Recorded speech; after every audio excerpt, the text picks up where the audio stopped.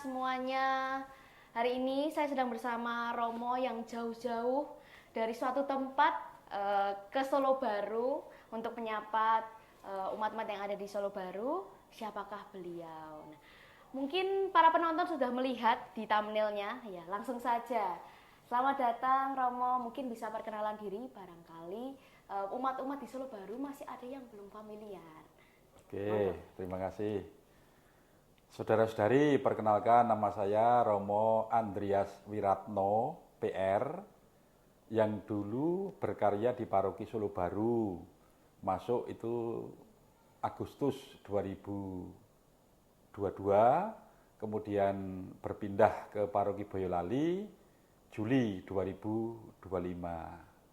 Berarti sekarang di Paroki Boyolali ya, Di Romo? Paroki Boyolali. Jauh-jauh dari Boyolali, gimana Romo perjalanannya? Macet tidak atau Ini pas musim buka puasa gitu ya, jadi ya memang tadi jalan agak lebih crowded daripada biasanya. Kanan kiri penjual takjil, di mana-mana orang membeli dan seterusnya. Jadi ya memang lumayan agak-agak lebih macet, rame. Oke, langsung saja Romo. Berpelayanan atau menjadi seorang imam itu bukan pilihan yang asal-asalan gitu ya. Kira-kira cerita awal Romo Wir dulu ingin menjadi Romo itu seperti apa? Oke. Apakah panggilan itu datang dari diri sendiri atau dari orang lain atau dari suatu peristiwa mungkin bisa cerita Romo. Oke. Dulu itu Romo menjadi misdinar itu sudah SMA.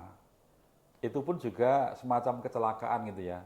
Karena kami hidup di stasi, ada misa hanya mingguan. Kebetulan waktu itu misdinar kurang satu. Lalu pembimbing misdinar itu mencari genepnya itu. Kok ketemu saya? Saya sedang ngobrol-ngobrol bertiga berempat itu. Kemudian teman-teman juga nunjuk jari pada saya. Sehingga saya yang dibawa oleh pembimbing itu untuk bergabung latihan misdinar. Lah mulai saat itu kemudian dalam diri saya itu mulai tumbuh kecintaan pada menjadi misdinar dan liturgi. Lama-kelamaan justru malah menjadi ketua misdinar di stasi itu. Dan pengalaman waktu itu memang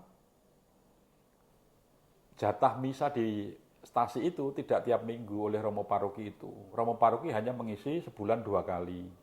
Maka yang 2 kali itu silahkan cari sendiri. Ya, pengurus liturgi di stasi kita itu juga mencari Romo kemana-mana. Kolsani, Kota Baru, Bandeng, Jogja, Kendungan, kadang-kadang juga ke tempat lain. Kalau dapat itu menggembirakan umat. Ada misa gitu ya. Tapi kalau tidak dapat, aduh, prodiakon. Bagaimana banyak umat merasa kurang gitu ya kalau prodiakon itu ya. Lalu dalam diri saya kemudian muncul suatu perasaan bagaimana seandainya saya mencoba untuk menanggapi panggilan Tuhan menjadi Romo saja gitu ya. Waktu itu hanya sebatas supaya jumlah imamnya banyak kan gitu.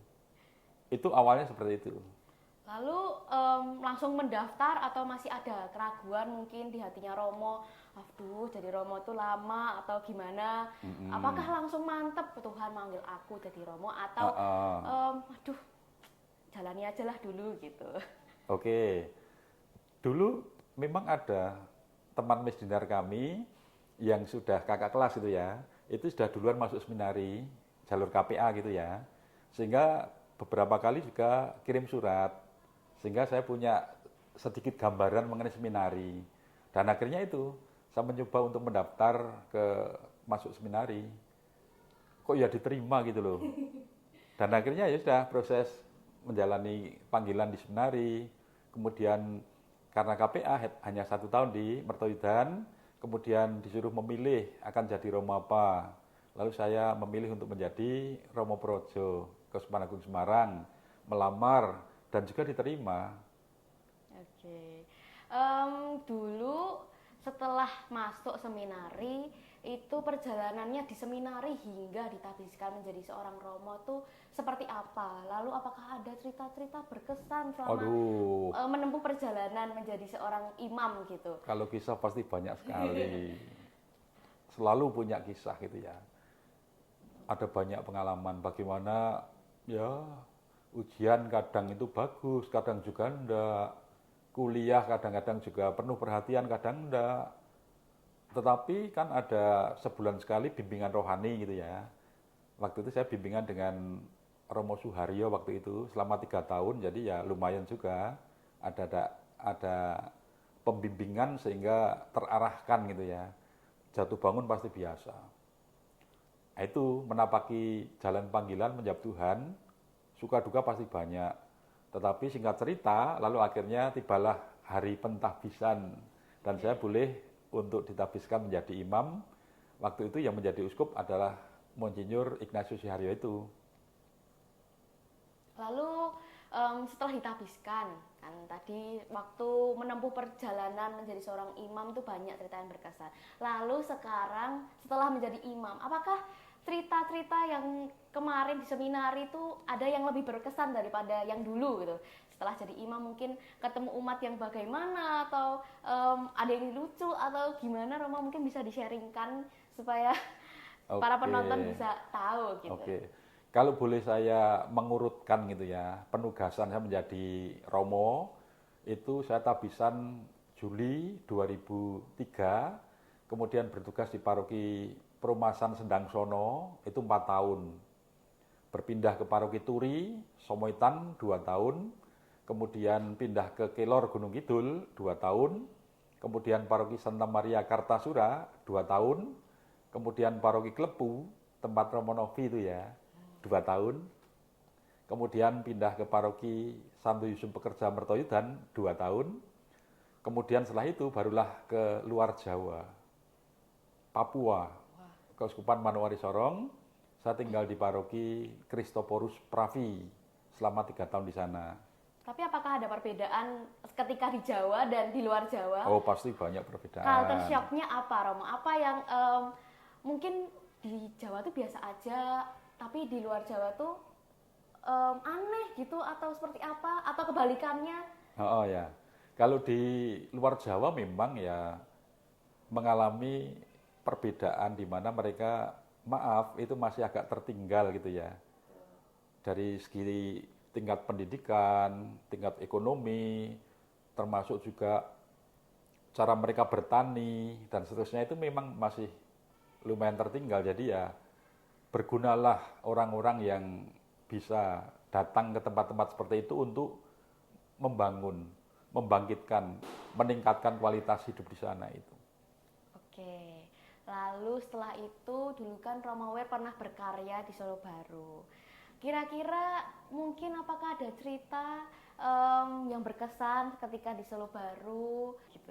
Menambah dulu, setelah dari Papua 3 tahun, saya pulang ke Jawa, itu ditugaskan di Paroki Delanggu 2 tahun, kemudian tadi Agustus 2022 masuk ke Solo Baru ini.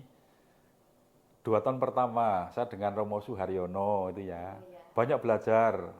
Karena kita tahu sendiri, oh, Romo Suharyono itu kan disiplin, banyak pengalaman, dan juga katakanlah intelek gitu ya. Sehingga ya saya belajar banyak. Bagaimana ketika saya misalnya melayani, ada sesuatu yang kurang pas, lalu Romo Suharyono memberi masukan. Disitulah yang junior belajar pada yang senior. Dan tahun ketiga itu baru karena pergantian Romo Suharyono dan Romo Edi Purwanto, maka kemudian saya tahun ketiga itu bersama dengan Romo Edi Purwanto itu. Bagaimana bersama dengan orang yang baru saja menjadi kuria di Keuskupan, lalu sekarang menjadi Romo di Solo Baru, saya pasti belajar banyak dari situ. Lalu selain dari Romo, mungkin dari umat-umat Romo Wer belajar apa dari umat-umat di Solo Baru? Barangkali mungkin rajin misa atau seperti apa? Kira-kira Romo apa ada cerita juga mungkin atau belajar sesuatu dari umat Kristus Raja gitu? Umat Kristus Raja, saya mengalami bagaimana dulu itu kan masih baru ya, dimekarkan dari Dirjo Dipuranto, sehingga saya mengalami bagaimana penataan-penataan paroki di sini dengan segala model penggembalaan dewan paroki, lingkungan, wilayah dan sebagainya itu. Nah itu, di situ saya menemukan bagaimana dinamika yang demikian cepat umat di paroki Solo Baru itu. Mereka ya kan bukan asli sini toh, banyak pendatang dari mana-mana sehingga memang jempol dalam hal partisipasi, dalam hal semangat, dalam persaudaraan dan keguyuban itu luar biasa sungguh. Kita melihat bagaimana ini pekerjaan-pekerjaan di Dewan Paroki, timpel-timpel, rapat-rapat, dan juga kelihatan toh ketika misalnya kita mengadakan perayaan ulang tahun paroki misalnya itu ya, waduh luar biasa, hebat, oke. Oke, lalu yang terakhir, setelah pernah berdinamika dengan umat-umat yang ada di Solo Baru, kira-kira pesan untuk para umat yang ada di Solo Baru, atau mungkin pesan untuk romo-romo yang sekarang berkarya di Solo Baru, romo dan diakon ya, apakah ada pesan untuk kami gitu? Oke, kalau soal pesan tuh ya seperti selalu bahwa namanya dinamika berparoki itu sungguh-sungguh tidak akan pernah selesai. Maka jalani dinamika itu dengan kesetiaan, tentu dalam terang iman, iman Gereja Katolik, sehingga semuanya akan berjalan dalam sinodalitas, kebersamaan. Sehingga nanti apa yang menjadi arah dari gereja kita, dari atas keuskupan, ada rikas, ada ardas, kemudian dari paroki, pasti ada juga program-program paroki, itu akan semuanya berjalan dengan baik. Tentu bukan sekedar program, tetapi kehidupan berparoki itu sungguh-sungguh akan menggembirakan sesuai dengan yang dituju, yaitu gereja yang bahagia, menginspirasi, dan menyejahterakan. Oke, selesai sudah sesi sharing kita pada hari ini. Sekali lagi terima Terima kasih kasih. Romo Wiratno sudah berkenan hadir di Paroki Kristus Raja Solo Baru untuk berbagi pesan, berbagi cerita ke para penonton yang ada di YouTube kami gitu. Nah, sebelum menutup, saya ada kenang-kenangan untuk Romo Wiratno dari kami. Silahkan. Ini kaos tapi ada gambar-gambar yang imut, coba Romo bisa buka dulu. Oke, terima Ya. kasih banyak. Nah, yes, iya, Oh, dibuka. iya, monggo Romo. Nah, ada Inilah. Romo Wiratno yang terpampang di kaos ini. Terima kasih Romo Wiratno. Terima kasih sama-sama. Sampai jumpa umat Kristus.